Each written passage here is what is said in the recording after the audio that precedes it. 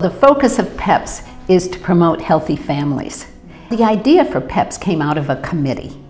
A group of social service workers and early childhood educators came together and wanted to do something different that really focused on prevention. PEPS has been successful for 30 years because it meets a very basic need of new parents.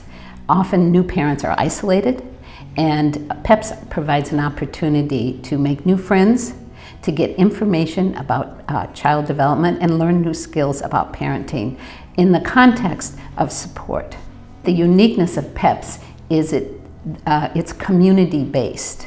It's in people's neighborhoods, and parents don't have to go to an institution to sign up for a class. And it's not an expert giving advice to new parents, but rather a peer who has been trained as a volunteer, facilitating the discussion. PEPS is fun. You see parents really engaged in interacting with their babies and singing to their babies and laughing and telling stories to each other. The PEPS model, where new parents come together and share information, really validates parents' own intuitiveness or instinctiveness about parenting. Many parents today are well read on parenting issues, but coming together with their peers and being able to ask questions and share information is incredibly valuable, and it really increases the competence and confidence of new parents. Often when I'm in the community, I hear from parents who participated in PEPS 10 years ago or 15 years ago, and they continue to have this support group that helps them through their child's adolescence into adulthood. And I think that that is a significant benefit of PEPS.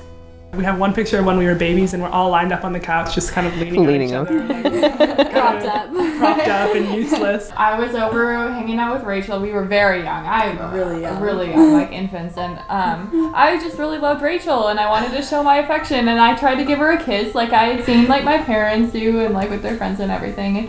And the kiss sort of turned into a bite, and there were marks, and there was crying, and I was the biter. And I just showed some love. Give me a little bit of background of your amazing group. We met for 6 months, once a week, and then at the end of the 6 months, when our group leader Lori said, well, now you guys can continue on your own, we all decided that we really wanted to. So we just continued meeting once a week on our own and kind of following the same format and using kind of the PEPS model. We stopped meeting once a week when the kids started getting busy, but we've always remained in touch. Being a pediatrician doesn't mean I was a whole lot more prepared to be a mother. I mean, there's a lot more to it than knowing the developmental stages. Something about going through that big transition of having a baby really bonded us together. So I think we are stronger for the fact that we're all, so different in so many ways and yet have this shared experience. So yes, it's absolutely one of the best things that I've had in my life, really. You guys have had over the past 18 years, some difficult times as well within your group. It's been tough. Life brings you lots of different things. And in the early years, we had two of our gals, Diana and Ellen, both had experiences with breast cancer. When I would go to meetings, even when I was going through chemo, I didn't have any hair, but it was my safe place. Those girls, nobody judged me. They knew me before. They just were there for me. PEPS was really instrumental because there were a group of moms. They were making dinners, and I know they were calling my husband and just checking in. And I think without that support, it would have been a much scarier time to be a parent as well.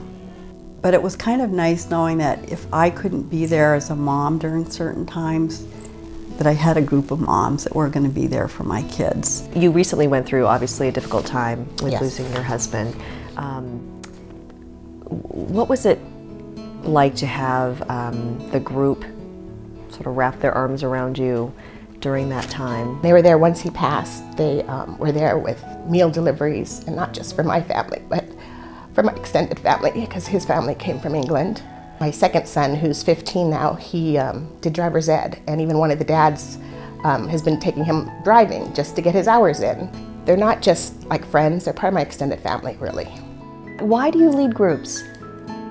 I think because I got so much out of it. I think that You know, the support that I got as a new mom, the friendships I made, the confidence that I gained during that first, the months that we were meeting, I feel like every mom sort of deserved that chance and opportunity. Without people's generosity and giving to the organization, other parents wouldn't be able to experience what you experienced, Exactly. Right? It really is the people who have experienced PEPS that they realize what the value is. So I really encourage anybody who's had that experience of PEPS to give a little bit, because that would enable 1, 2, 3, 4 more women to be able to experience it when their time comes. I can't even put the price on the benefits that I've gotten from PEPS, and I know all of my friends have gotten from our friendships that were born out of PEPS. So we just keep on giving.